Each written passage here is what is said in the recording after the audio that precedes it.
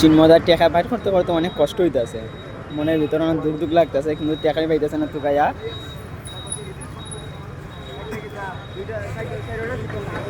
দুইটা শীতল পিঠা আর দুইটা বাপা পিঠা হয়ে গেছে নি। চিন্মদার মনে জানে পানি নাই, এত টাকা বিল হওয়ার কারণে, চিন্মদার এই বিলের কারণে আমি যাই। চিন্মদা আমাদের খাওয়াতে চাইছিলেন না, তারপরে আমরা যুদ্ধ অবস্থা করে খাইলাম। কিন্তু বিশেষ বিশেষ কারণ হলো সুমিতে এমন এমন কথা বলে, যা 40 টাকা না বা 50 টাকা। সবাই ভাবছিল না না,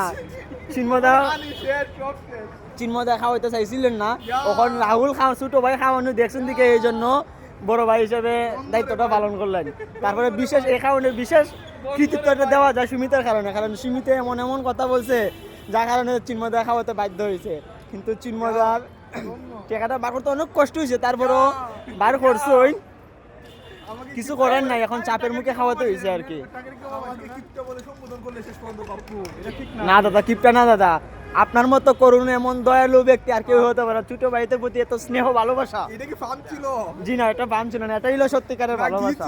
এত সময় যা বলছি তা মন থেকে বলি নাই, মুখ থেকে বলছি, এখন যা বলতেছি সব মন থেকে বলতেছি। এখন যাও, আবার শুরুই তো চিল হবে আবার।